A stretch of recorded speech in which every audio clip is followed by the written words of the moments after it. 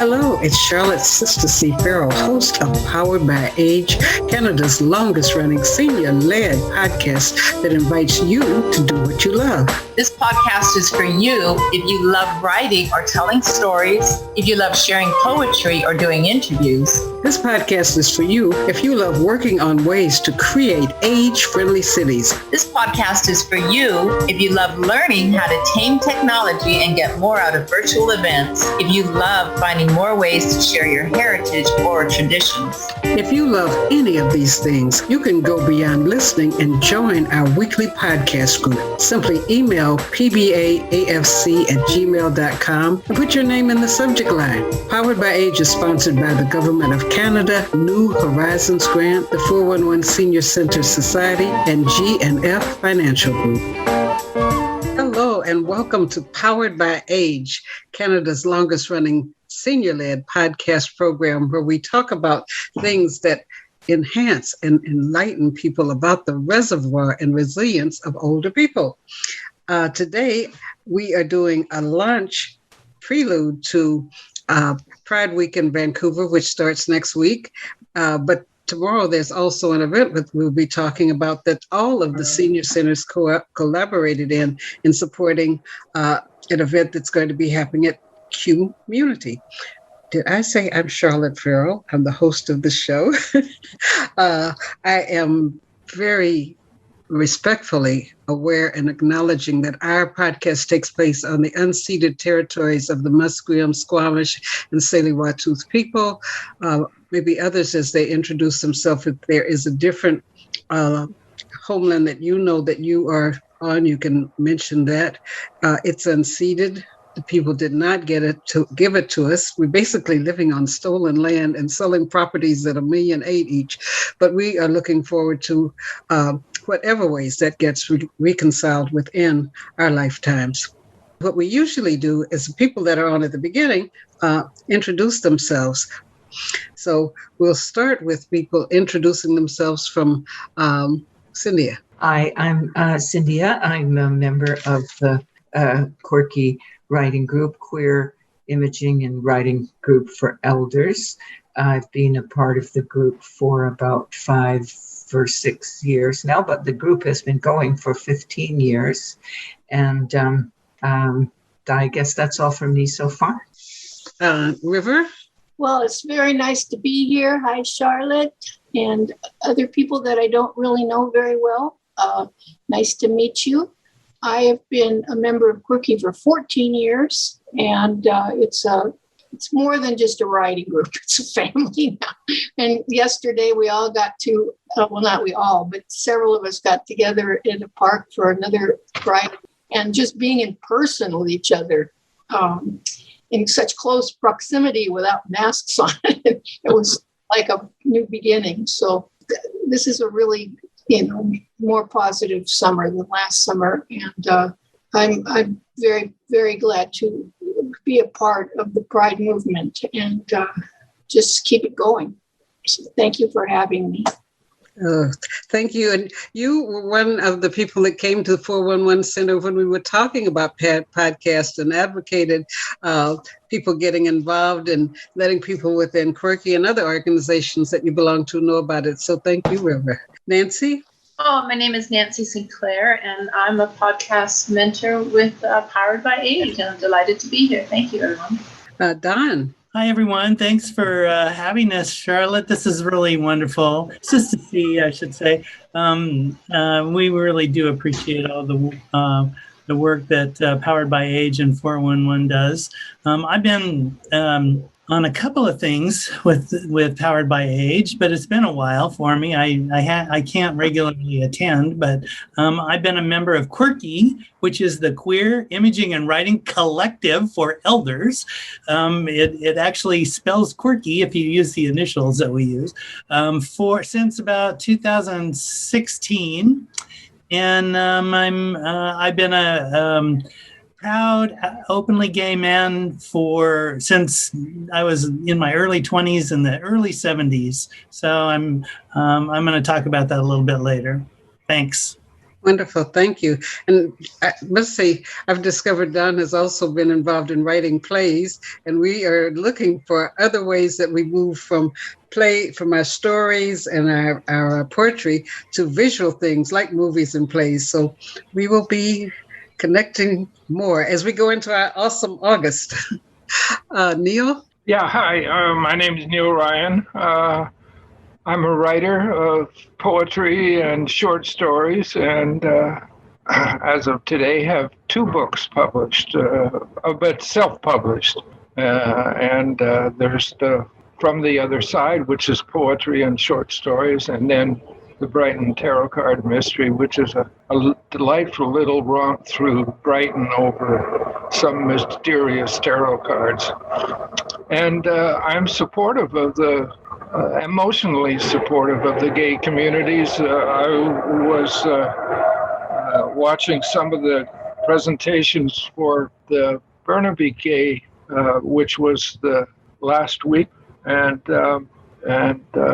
so I don't know what more I can say than about the gay community, other than some of my best friends are part of that that community. What do they call the black individual that's representative of the community? Anyway, thank you. Leslie? Yes, I'm Leslie Hebert, and I live on the traditional lands of the Kakite First Nation, which we now call New Westminster. I'm an ESL teacher. I teach online.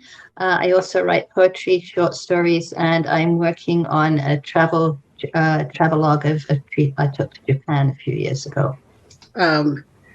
Leslie has also shared some of her stories, and one of the things that Don also mentioned, other ways of being involved, if you go to our poweredbyage.com website, you'll see a thing called spins, and those are stories, poetry, interviews, and novelties that we have recorded of different ones of you where it's its own special space. So Nancy has some, and we are going to be encouraging more people to work with me, Nancy or Jesse in recording more of those.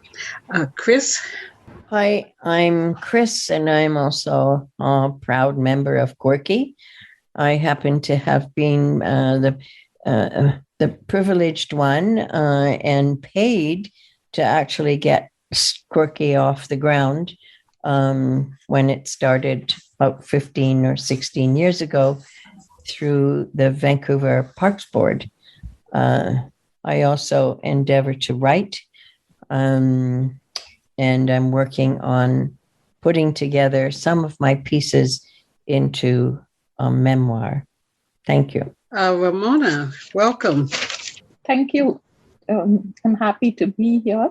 And I'd like to say that I'm Ramona Srinivasan from Mumbai, India, and a newcomer to Canada. I lived in Mississauga, Toronto for 3 years, and I've just moved to Vancouver. While I was in Mississauga, I did join the Active Adult Center there. And in particular, we have an active Goan adults group where we shared our Goan culture through song and dance and food. And now that I'm here in Vancouver, I'm really happy to be associated with your group, Powered by Age, and hope to present whatever information I can from my end. I would like to say that I don't really know what the Pride movement or Quirky is about, and I look forward to more information about that. Thank you so much. Oh, thank you. Well, that gives an excellent lead in to whomever from the group does want to give that overview about what Pride movement is.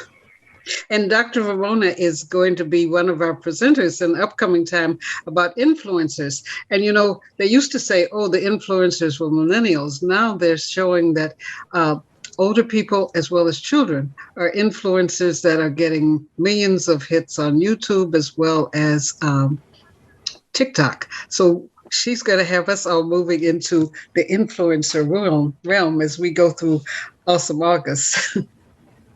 Okay, Cynthia. Well, maybe it would be appropriate then for me to read one of the poems that I brought with me, because it's titled Pride, Pride. What pride means to me. Is that okay? Yes, that's perfect. All right. Pride. What pride means to me. The persistence, purpose, and perseverance of the people pushed down, punished, and persecuted as pariahs.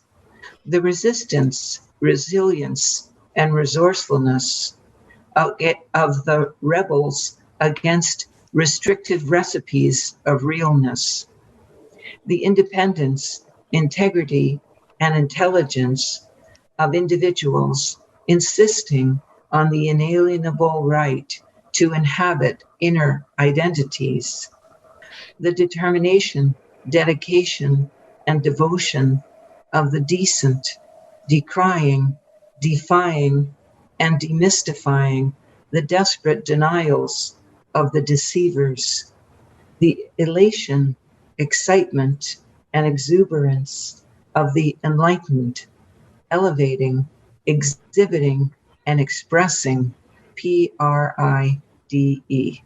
Wow. What a wonderful, beautiful collection of words and contrasts in meanings. Can you tell a little bit, because in each place you contrast some of the questing motions, but then also things that speak to what's been accomplished? I think, of course, that the word pride was chosen for our movement to counteract the sense of shame, secrecy, ostracism, rejection that was not just a societal rejection, but also a self-rejection that most of us experienced before a movement to change that, to liberate that, to turn that around. And, I'll just, in a way, it's encapsulated for me in one of the first times that I was a participant in a pride parade in Vancouver. I was wearing a kind of a clown outfit because I thought it was full of rainbows and happy. I had a bucket full of candy. I was handing it out to the children who were lining the streets of the parade along English Bay. And there were hundreds of thousands of people enjoying themselves and applauding. And it suddenly dawned on me. I thought, here is something about myself that could have led for me to be fired from my job, thrown out of my apartment, rejected by my family, ostracized by my former friends. And here, instead of all of those negative experiences, some of which I experienced, or some which were very real threats to everybody in my community, instead there's 100,000 people who are applauding me, cheering for me, and having fun with me. Who wouldn't want that? Yeah, I think that speaks to what the Pride Parade did mean to so many people, and then something that you touch on in the book about what it means to be an ally, people that are in support. I think that might be a good segue point to talk about the publication and how it is not just for people who identify as being gay, but around being an advocate or around being an educator. In Quirky, we have, we break into smaller groups, and one of the small groups is produces magazines. We call them zines. And we've done a couple other ones. One was on COVID, queering COVID. One was on a theme of this patch of grass on which I stand. And this latest one is on fighting racism. River was on the group that did the zine. You want to talk about it? Yeah, we are advocates. Most of us have through either the queer movement or just born that way. Most of us have really been fighting for just global societal reform. And I was a social worker. In my piece, I'll mention that and everything. And so when we sit around and think about what's the next topic that we should do for a zine, well, of course, when we started hashing this out last year, it was George Floyd's murder and the Black Lives Matter movement finally getting the traction that it really should have gotten long before. So we decided then that we would produce this zine, and we wanted to do it with cultural sensitivity and just make it something that was really a resource too. So this not only has a collection of stories from people of various ethnic backgrounds and life experiences, but it also has book review, really good book reviews of the current literature on this subject. And we have lists of. We could read a few of them just because most people would be listening. We don't. Sure. Air our half-breed. I can't read all the small print, but a number of these are indigenous. There's a book here by Angela Davis, Audra Lorde, one called White Rage by Carol Anderson. So in the other page has even more covers. And then we have lists of media, whether it's online or whatever, that you can, just page after page of resource. So this is more than just a collection of stories. It is a resource of the current movement for equality. And which is, as a queer person, that's all I want is a respect for diversity and everybody having an opportunity, And I think Quirky gives you the wheels to use to get there. At least that's how I feel about it. Yes, there's such a connection to the adjectives in Cynthia's poem. Yes, indeed. Well, I could read my piece if you want. Okay.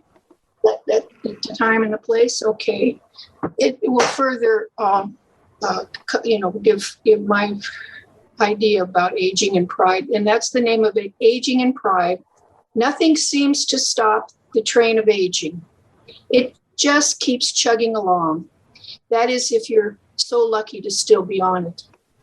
For sure, some things do. For sure, luck has something to do with staying alive. But being proactive can make taking the curves that aging throws at you a little easier. The proactions of nutrition, exercise, getting enough rest, enduring medical procedures and medication, and staying socially engaged can fill up your days as a senior. For me, all the effort put into surviving really is about reaping the good time, feeling connected to my family, friends, and community.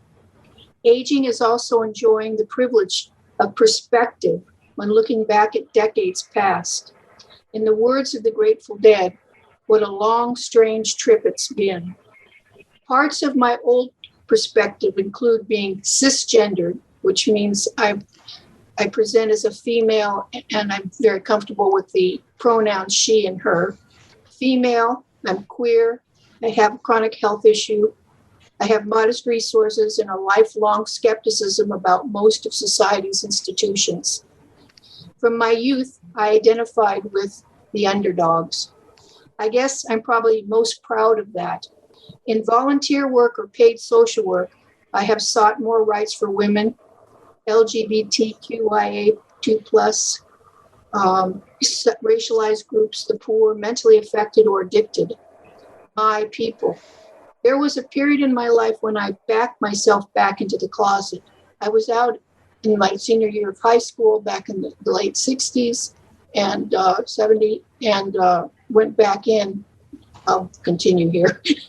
So there was a period in my life when I backed myself back into the closet trying to be heteronormative, believing it was the only way to have kids. These days, we queer people now can have families without choking out a big piece of oneself. My aging with pride has seen me coming of age in Los Angeles during the social upheavals of the latter 60s and partying like my life depended on it in the 70s. In the 80s, I immigrated to Canada, where I tried to fit into a rural lifestyle, surrounded by super conservative people as I raised my kids. On top of that, in the 80s, I began losing my 70s friends to AIDS. I really felt I had abandoned them, hiding in my sanitized, closeted life. So in the 90s, I enrolled in university and part-timed my way into a social work degree. And eventually I left the marriage and began working for an AIDS resource center. I could not have self-actualized over the years like I did without the Pride movement encouraging me to take major personal chances. I'm so grateful for every activist that fought for legal reforms. I'm grateful for every celebrity that came out and all the queer culture that has flourished. I'm grateful for the inclusive curriculum of the university I attended, and I'm grateful for the growth of queer support organizations and the slow but evolving acceptance of society in general. For sure, there's a lot more to do to help our transgender and other gendered people and our people with different ethnic and cultural backgrounds. But I look at the youth and I have every hope that they won't put up with anything less than full equality and celebration of diversity. Chug, chug goes the old train of aging that I'm on, but I'm determined to keep learning, growing, and making some difference in the Pride movement, which is as relevant today as it ever has been. I love that. Any questions for River?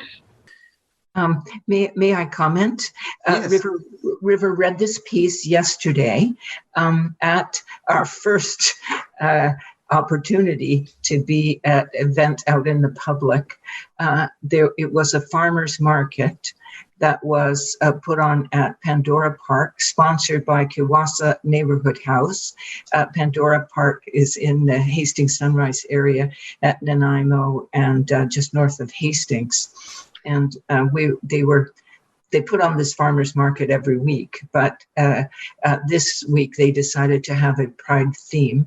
And so they invited community and Corky to have tables and for us to do readings and for some of the other organizations to focus on Pride things. And so River read this piece yesterday, and I was standing up near the microphone, being able to look at the reception from people who were listening. And part of what I loved was that there were children as young as maybe 5 or 6 years old, and others there, including our group. Our oldest member, who was in attendance, is 75. And they were all, paying attention and knowing that this is something that you can talk about. River, do you want to speak about the 12-year-old that you were telling me about?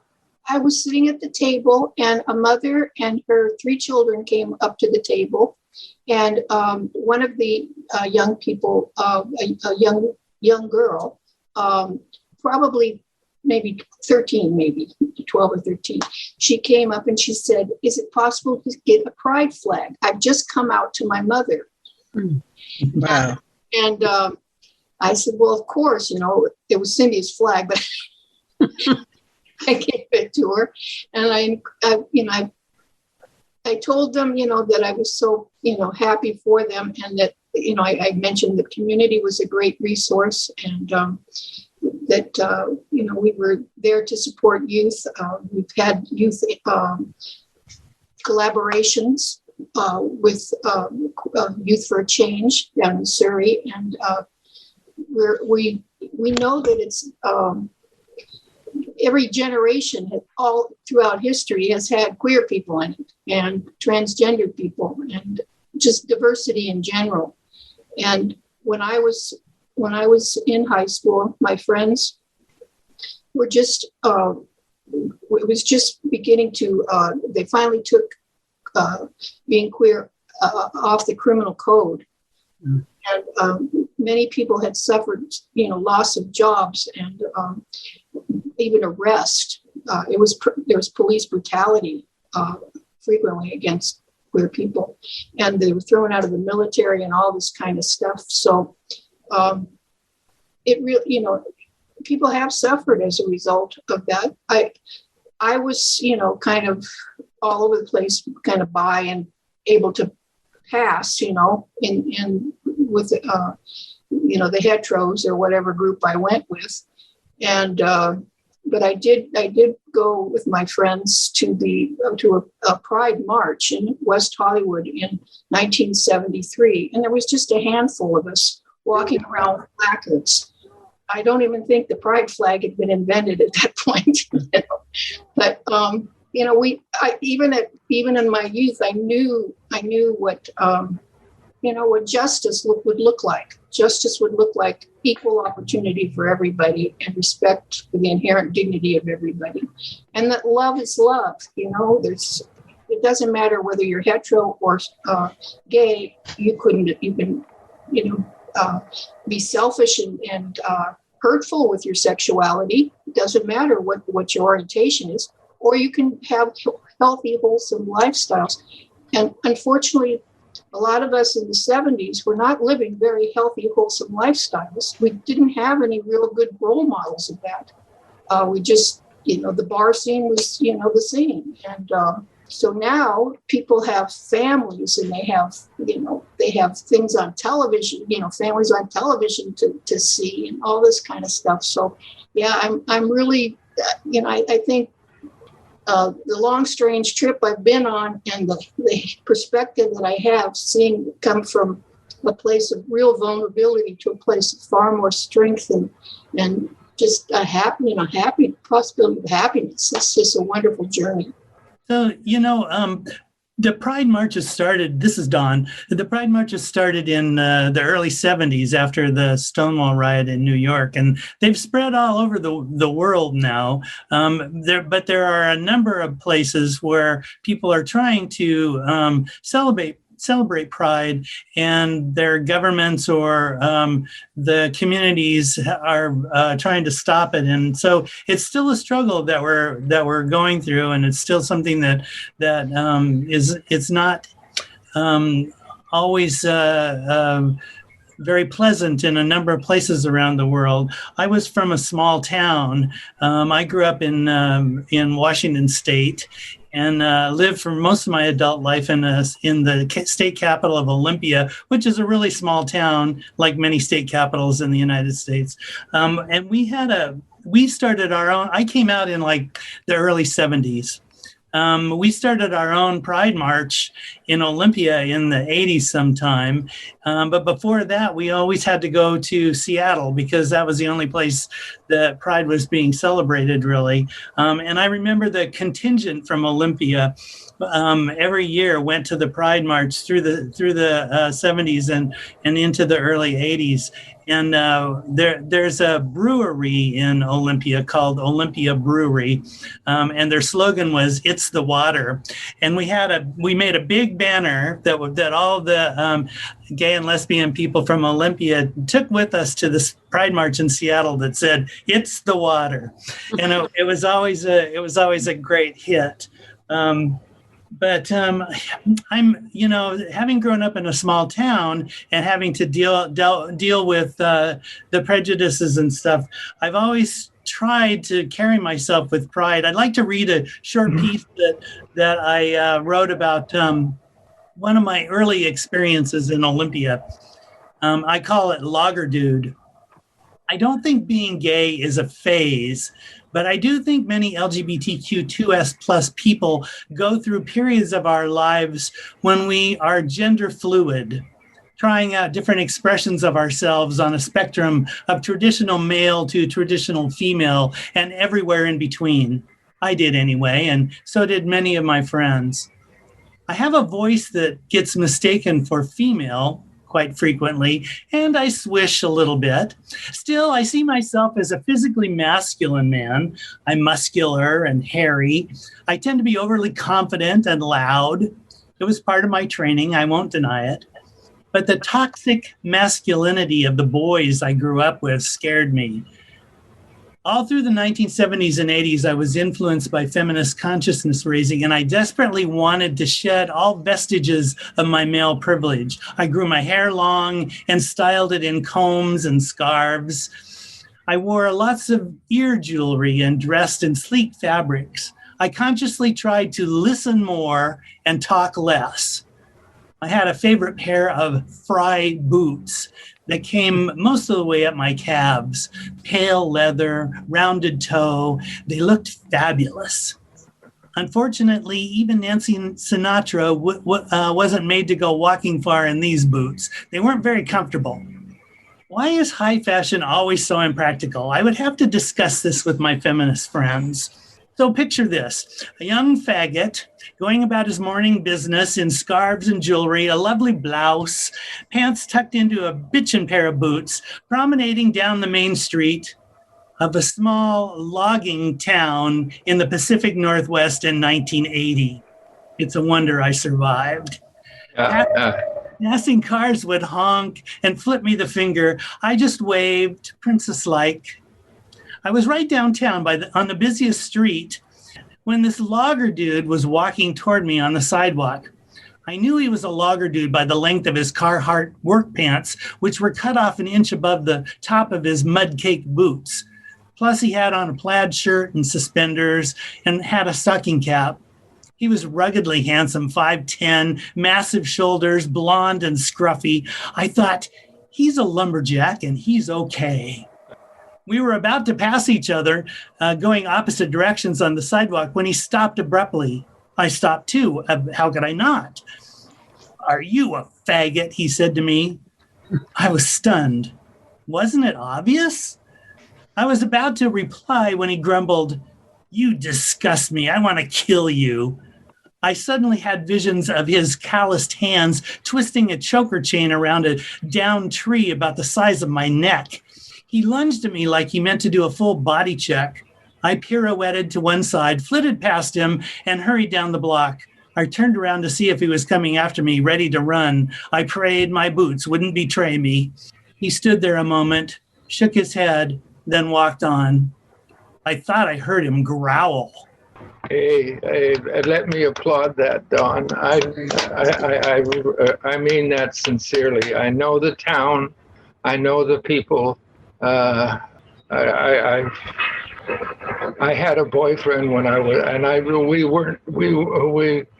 I'm sure he was gay. I wanted him so bad to let me know he was gay, and he was the lead in the play. I was one of the characters that, that was, I was afraid. I was afraid of betraying my masculine side. So I did the Dubai trip for 100 years. I've got to tell you that somewhere along the line today, somebody read a line that said, "Love doesn't know anything more than the feeling of love." And I've had two men in my life that I have loved, and my father besides. So thank you for your story. Thank you. Thank you for the story and the way that you told it, because I could just visualize that scene and also visualize the ugliness of a person who just had to go out of their way, to be nasty to you. And so thank you for that. I'd like to just go back to something that Dawn mentioned. And I checked to see when the first Pride Parade was in Vancouver, and it was actually in 1978, which was the same year that the Pride flag actually came into being as well. So it's a bit of a coincidence. And I've been in many Pride parades here in Vancouver.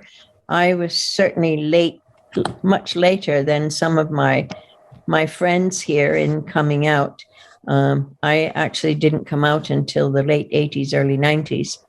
But one of the one Pride parade that I remember most is one that I participated in a number of years ago now.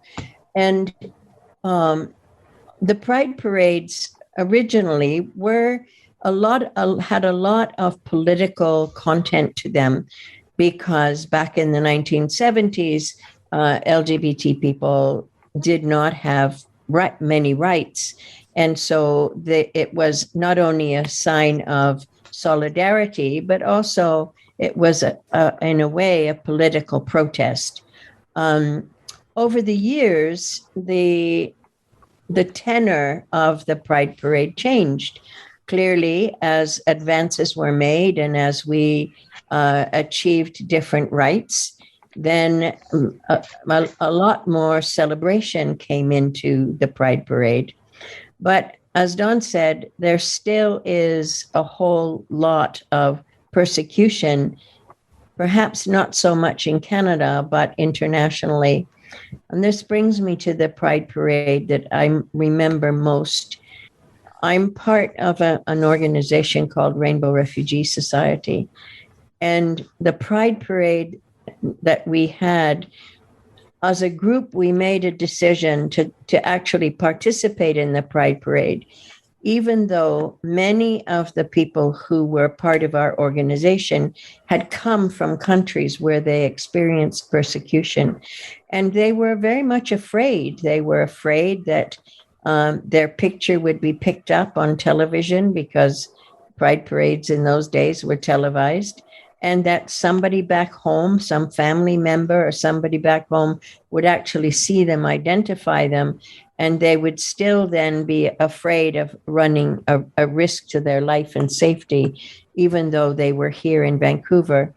And what we decided to do was everybody dressed in white, so that everybody had white T-shirts, white pants or skirts or whatever a person wanted to wear. And we all wore white face masks that we bought at the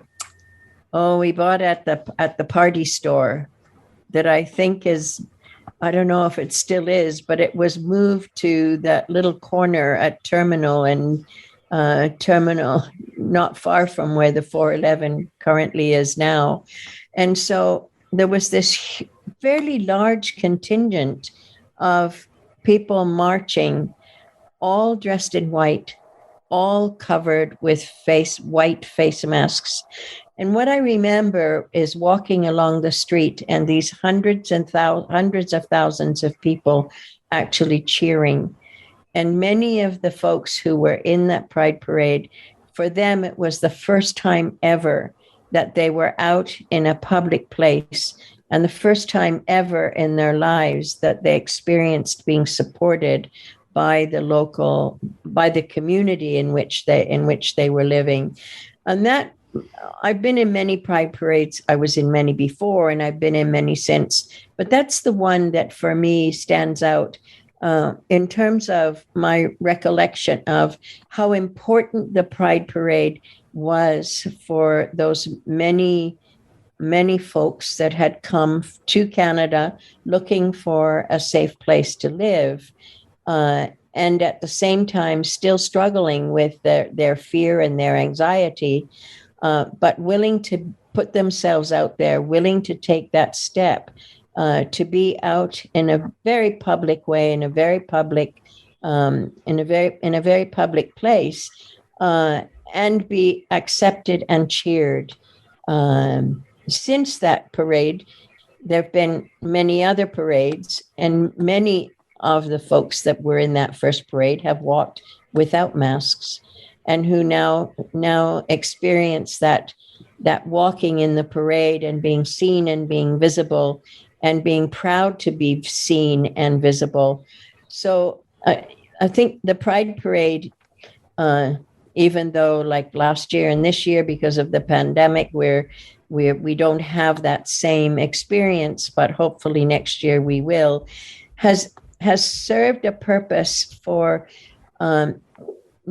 historically for bringing about the visibility to us, but also has served now to remind us that while we here have the opportunity to celebrate who we are, that there's still many people around the world that do not have that opportunity.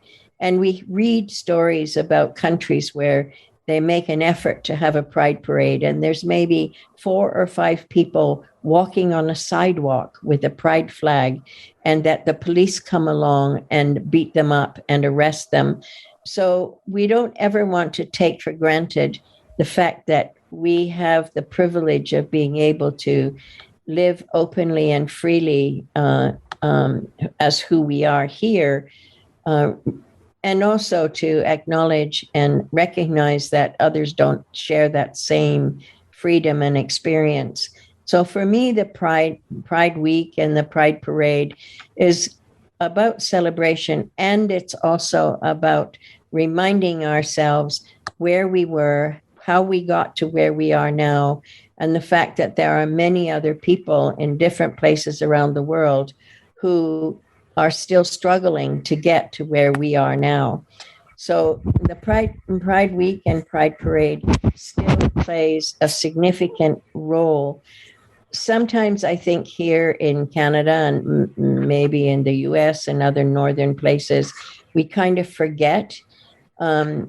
We forget that it's not all about celebration, but it also is an opportunity for us to remember that we got to this place by struggle. None of the rights that we gained were handed to us. Most of them came through the courts. We had to challenge all of the legislation, and every time the governments fought against us, most times we actually won in courts, and therefore that's how we came to have our rights. And in many countries, there is not a legal system, a judicial system that allows that kind of thing to happen.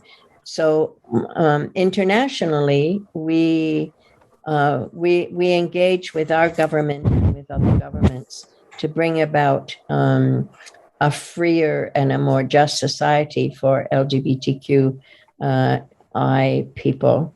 Thank you. That's kind of a bit of the story that I haven't written, but I wanted to tell. I wanted to share this picture. This was on the front page of the Daily Courier in Kelowna. And that's me in 97 in the Pride Parade with my then 10-year-old daughter. And at that point in Kelowna, the mayor at the time refused to authorize the proclamation declaring, Pride Week there. So, we really, there was just you can just see it snakes up just about to there, there was just that few people in the parade, but we were determined to have, make a statement. And now it's much bigger event there. So progress does get made, but only with people going out of their way to be visible, to speak out, to share their stories and everything. So I think what you've highlighted is one of the important things of a democratic society, being able to not just press for the law, get a law changed, but then reaching out to see other places where there's injustice and mistreatment, shining a light on that and putting support behind people in other countries that are just wanting to not be killed for being openly gay or just wanting to live their lives. So I think that's a really important thing that we emphasized around Canada as well, that there's an organization, that refugees were able to be involved in an organization, and to that there was support from other people to say we'll all dress in white, so that it'll be harder for people to single out you. So just thank you for highlighting those points. Cynthia? Yes, I think I'd like to tell also a story of that happened in Canada related to this. In 1978, I was invited to attend a gay and lesbian conference in Saskatoon. And I thought, wow, Saskatoon, wonderful. And I guess I was attending to read stories and poetry. I was very excited that I was on the venue together with my favorite lesbian singer, Farron. And there was planned a a short march, or like very short kind of march in support of this event around a couple of blocks in the park in Saskatoon. And about 3 or 4 days before the conference took place, the gay and lesbian office was arsoned, was burned. And that's the kind of opposition that it took. And when the march took place, I was not physically well enough to be part of it, but there were probably less than 50 people who were able and willing to take the chance of walking around a couple of blocks in the center of Saskatoon, because they might be recognized, because there might be violence. I think there are some people who went disguised with a mask, or sometimes even people wore paper bags over their head with the eyes cut out so that they could participate without putting their lives in danger. And, despite that, the conference went off, in a kind of beautiful, wonderful way. And we had the most joyful meal at the end of it, in which we were all singing and dancing together. Maybe I should say, in emphasis to the ability to celebrate goes hand in hand with our ability to protest and to fight for recognition that, it's in the face of. In fact, if it's okay, I'll read another poem that I've written. And this one I've written for Aging with Pride. So Aging with Pride is an event that happens each year. And the 411, I believe, is one of the co-sponsors. Yes. And also Community and the West End Seniors Network and Gordon Neighborhood House. And it is coming up tomorrow. And it's an event that is both going to be virtual and a few people are able to gather in person. And so I wrote this for this event. It's called AGING, What Aging with Pride Means to Me. A, against the current, against the tide, against the odds, against the grain, against the arrogance of ageism. G, growing into ourselves, growing in grit, growing in grace, growing in gratitude. I, in spite of invisibility, in spite of injury, in spite of insidious insistence of irrelevance. N, nothing nullifying our naming. We advance as we morph into G, greats. Great aunts, great uncles, great grandparents, of generations, of a movement that gathers and liberates the entire alphabet. L, G, B, T, Q, 2S, I, A, plus, plus, B, I, P, O, C. Within our lifetimes, we began all alone. The only one, without names, without letters, without words for our identities. Now we are many.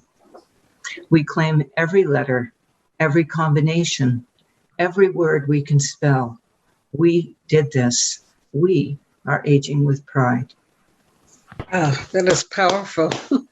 Such a wonderful way that you've used the words in each. I love the acronym and just the ways that you have had powerful statements. So thank you.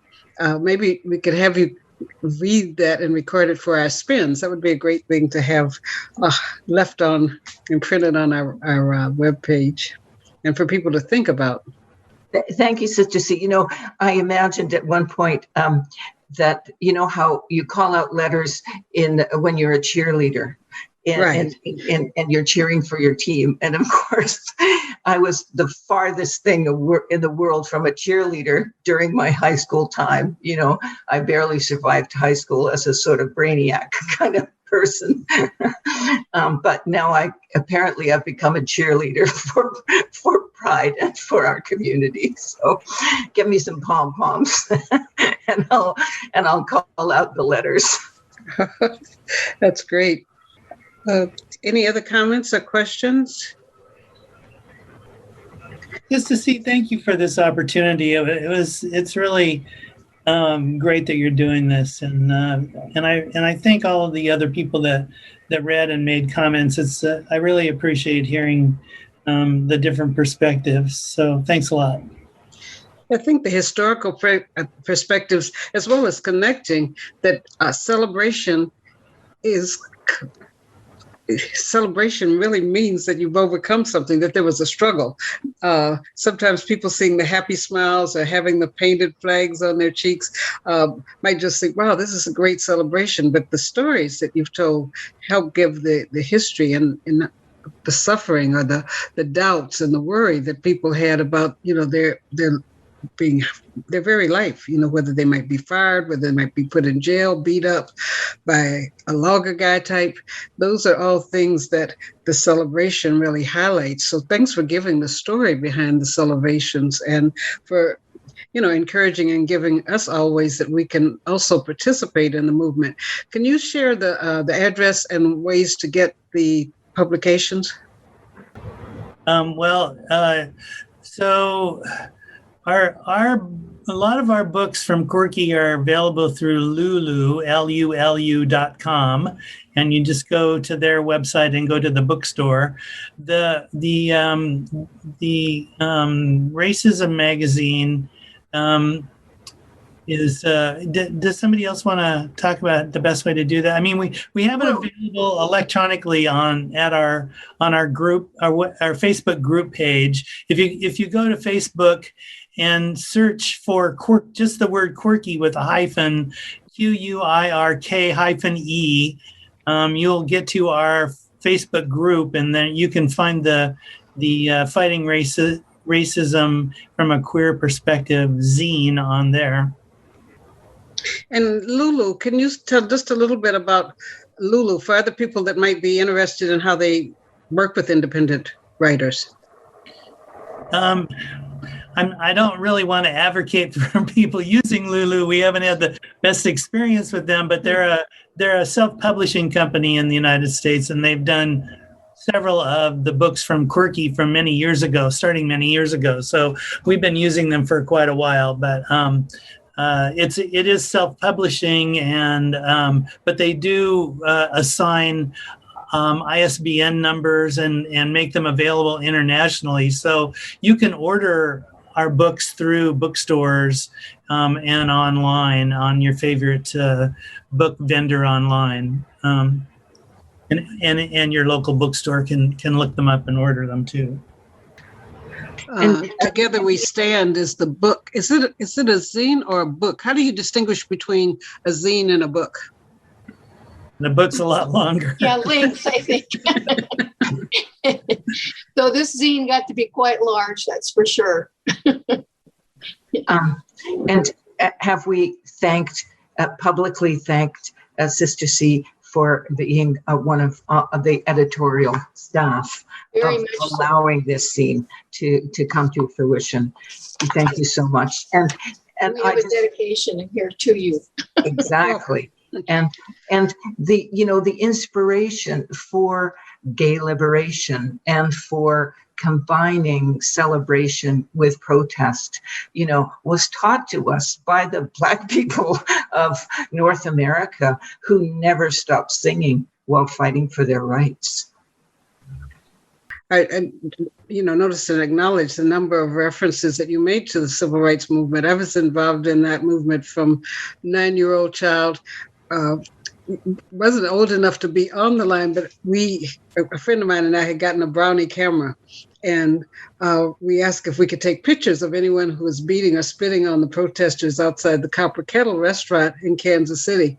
And just from childhood, it logged in my head the value of a child, because there's some things people don't want a child to see them do. So I don't know whether it was both both protective, but it really anchored in my mind that people had to fight. Now people go in, they sit down on any seat they want to sit to in a restaurant, but there was a struggle behind that across the country and people who were hurt seriously. So I think in modeling that and talking about and people telling their stories of how they were hurt and in encouraging people to come out, or hurt when talking about a parade, or going to, I think Chris has talked about going to meetings where worried about being outed because the issue was going to be around acknowledgement of same-sex marriages, and then going from that issue. So it's a stepping stone. So I think that within the zine, some of the things that you have talked about people can do to be allies of movements,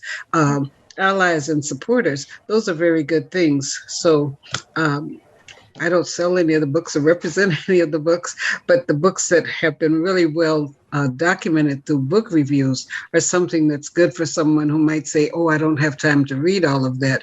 White Rage gives a really fundamental coverage of and examples of white pride for people, or white privilege. When people say, oh, I wasn't privileged, it really documents and helps people to understand. So thank you for your work and the way that you reached out to have a broad spectrum of people, both telling their stories as well as writing reviews of books. And so that brings us around to the 2:00 hour. Neil, I'm going to ask, since next week is Awesome August, if you can give us one of your awesome stories as part of that. We're also going to have, as part of next week, another of our Move It to Movement. We're going to have chair exercise. The Guprit, who is the membership director at the 411 Center, is also certified in chair exercise. So she's going to give us some exciting chair exercises. And then we will be unveiling other things that we're doing during August. We're going to revisit some of the holistic health things people are doing. We know and have noted that many people have become addicted to oxycodone, other types of things used for pain relief. And we have people within the group who have learned how to do other things, alternatives to pain relief. And so during August, we're going to be unfolding those things, as well as giving opportunities. If the centers were given the right to reopen, but because there are even more procedures that have to be put into place before everyone can come in, we're giving people who wanted to instruct a class an opportunity to do a sample class. Field test your class by doing it as one of our presentations in August or September. And then in September, you may have heard Culture Canada. Canada Days used to be the last 3 days in September. Now, last year, with having to switch to virtual, they moved it from the 24th of September to the 24th of October. So we will be having 2 Fridays that we're doing something as well. The 24th of September, we need everyone to plan to show up, because we're going to do a workshop where we learn how to write tribute poems. The very next Friday is the first Friday of October. It's International Day of the Older Person. And people who have written a tribute poem will have a chance to do some of their poems on the big celebration, physical, in-place celebration that will be held at the 411 Center, but also it will be held virtually. So we will have fun with some other things during October, and I'll be calling upon, and Nancy will be calling upon each of you to see which ways you want to showcase something or do something as a writer, speaker, dancer, all of the other ways. Playwright, Don. Don's going to write a play for Neil's story. It's Jane and the Bus. No, and the car. Jane in the car. So we have a lot of communities that have formed within this group of people who have similar interests. So I will be looking forward to seeing you again. Go and flourish.